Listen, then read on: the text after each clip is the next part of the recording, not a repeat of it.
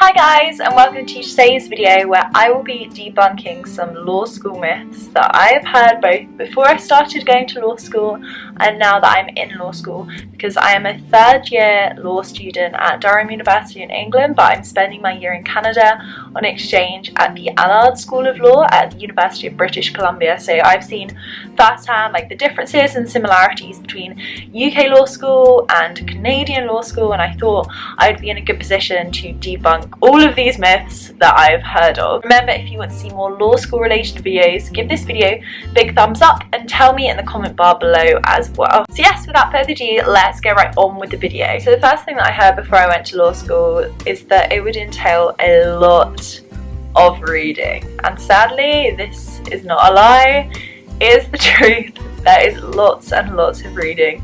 I personally have more reading back at Durham University in England rather than at UBC, because at UBC you get a lot more contact hours, so it seems that you get taught a lot more by actually being with the professor, whereas in England it's a lot more kind of self-studying. But despite this, there is a lot of reading. For law at home per class, I probably get about 100 to 200 pages of reading a week, whereas at UBC I probably get around 40 pages a week. But obviously if you miss a week because you're travelling, you have to catch up and it's just impossible, and the work gets on top of you. So sadly I wish that was false. I wish we had 0 pages of reading a week or 5 pages of reading, but that doesn't happen. It's a lot of reading and it's a lot of work. And then secondly, something that I hear a lot from people who want to study in the US or Canada, where law is a graduate course, is that law at graduate level is a lot harder than an undergraduate degree.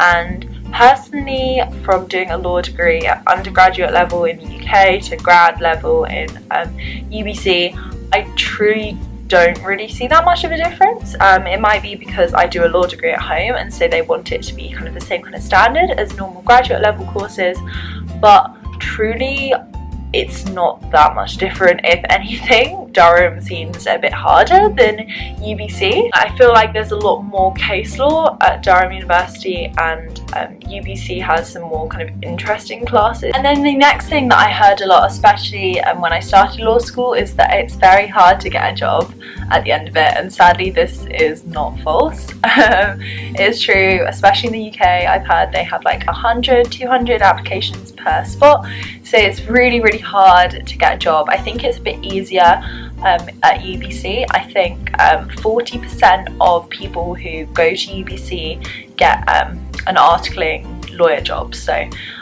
if you go to Canada or the US and you're at graduate level, it's easier. So UBC, for instance, they have so many optional classes that you can take, which just honestly sound incredible. I did disabilities in law last term. You can do immigration law, you can do Japanese law, you can do environmental law, whatever kind of law you think of, you can do.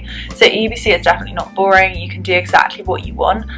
In Durham they have a shorter list of modules, so it's not as interesting, but you can still find ones that are interesting. You can do employment law, you can do law, sex and crime, you can do international human rights law or international criminal law. There's so many law classes that you can do that just do sound quite interesting. So this is definitely a myth. So yes, they were some myths that I debunked and some truths which sadly are true about law school. I really hope you enjoyed this video. If you did, please give it a big thumbs up and tell me in the comment bar below. And yes, thank you so much for watching, and I will see you next time, guys. Bye, I love you.